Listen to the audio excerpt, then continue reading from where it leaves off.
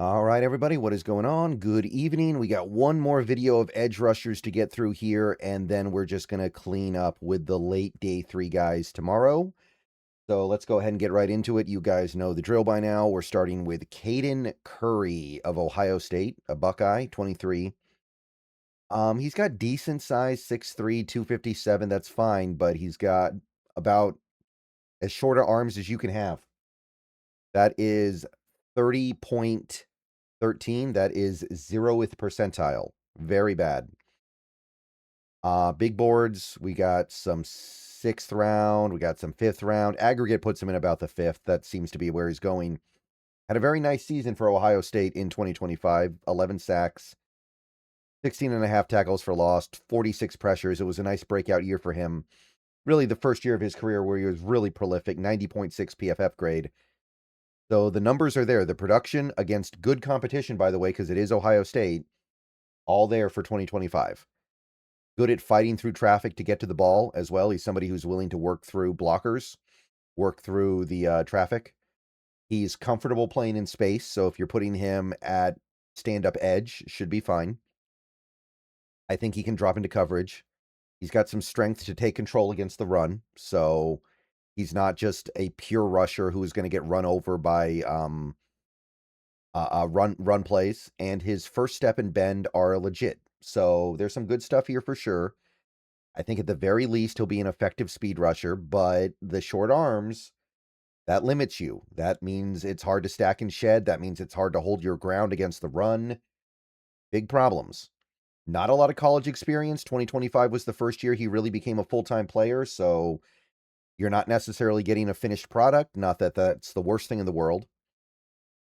His hand usage needs some work. He's not great with his hands yet, where he puts them, how he engages with blockers. He is physically weak, and he gets pushed around a little bit. I don't think that he's as weak as some of the other guys we look at here, but overall, he's still somebody that will need to add some stuff to his game to be good against the run. He's not overly smooth and fluid in terms of like changing direction and really just like blowing past a blocker with some quick inside move that he didn't see coming. And he doesn't have a lot of pass rush moves. He's mostly just a speed guy right now. So, yeah, the arm length is a big problem. I feel like he needs to either add weight and become a little bit better against the run or a little bit stouter, or drop weight and become more of a pure speed guy, or add pass rush moves. There's a few different things he can do, but I think he'll be all right on passing down. So late 4th round, if you need this. I don't know if he would fit a McDonald defense, though, personally. Mikail Kamara of the Indiana Hoosiers, national champions, 24 years old. Next up here, 6'1", 262 pounds, did not go to the combine, so those are not official measurements, by the way. The only big board I use that actually has Kamara is PFF. They have him in the 4th. The aggregate has him in the 5th. You can kind of see why he fell off the radar. He had a really nice 2024, 10 sacks, 15 tackles for loss, 68 pressures. 2025, a lot less production. Still had a ton of pressures. 59 pressures is really good, but only 2 sacks. Definitely fell off. And people kind of lost interest, but he's still probably going to get drafted. He's got good get off. He's got a good first step. Uses his hands well when he's engaged with blockers. He does have some nice pass rush moves. He is somebody that can pull out all different kinds of like rip moves and swim moves and spins and all that kind of stuff to get to the quarterback. He's also willing to set an edge and do dirty work against the run. So he's not some big liability when the other team runs the ball.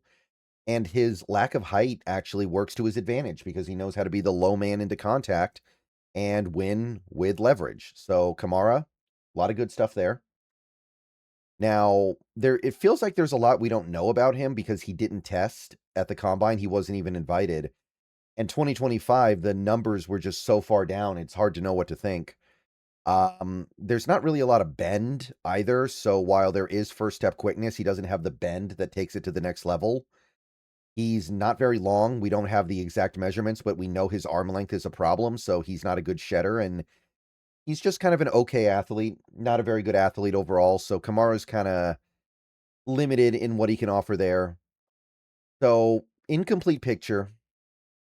I don't think we know everything we need to know about Mikail Kamara, but overall, I don't mind this because I do think that he's got some toughness to him, willing to do run defense stuff. I think that he does have a really nice bag of pass rush moves to win even without that elite bend. And I could see him being part of a decent rotation in the NFL, so I'd go 4th round. In this draft, I think that what he brings to the table, especially his deep bag of tricks, is worth, I'd say, about a 4th round pick. And in a normal draft, maybe I wouldn't say that, but yeah, I'll go with it. Okay, so that's going to be Kamara. Now we got one more guy for this video. This is a small school guy, but he is getting some good attention. Nadame Tucker of Western Michigan, the Broncos. And I just looked it up. It's actually Nadame Tucker. So Nadame Tucker, undersized as far as edge rushers go, which you would expect when he's from a smaller school. Sub 250, only 6'2", very short arms, very small hands. So he's a very small guy for an edge rusher. Doesn't really have the testing numbers to back that up. His testing numbers were mediocre at best. So we're not off to the best of starts here. And the big boards, I mean, we've got a 4th, we've got some 5ths, we've got the aggregate putting him in the 5th. That seems to be about where this is going to end. He was a monster in terms of production in 2025. 14.5 sacks, 21 tackles for loss, 4 forced fumbles, 61 pressures, elite PFF grade, but that was really the only year he produced. So we got nothing else to go on. So yeah, big time sack production that one full season. 14.5 sacks is remarkable, obviously.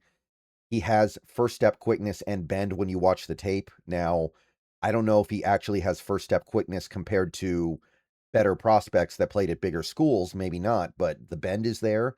He's pretty good with his hands. His hand play is mostly pretty solid. He should be able to cover based on what we've seen of him. He should have those movement skills, and he also has the motor to do chase down tackles from the weak side. So good stuff here. But a lot of it was against the weaker competition he played at Western Michigan. I don't know if this stuff translates to the NFL. And the fact that he had such a bad 10-yard split does concern me. And the explosiveness scores are not very good either. Only 1 year of production. Not a good run defender. It gets bowled over when he's trying to run defend. Lack of length is also a problem for him. Can't shed. And he doesn't really have a lot of pass rush moves.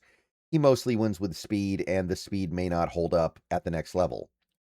So I'm not really feeling like this is going to work out in the NFL very well. The testing numbers to me are a big problem because he is a smaller school guy, but late 6th, early 7th, if you are okay with somebody that is a little bit weaker and can't hold up against the run. Late 6th, early 7th seems okay, somewhere around there. And that'll do it for this video, guys. So let me know what you guys think. I will see you guys probably tomorrow, unless something happens tonight, which I doubt it will.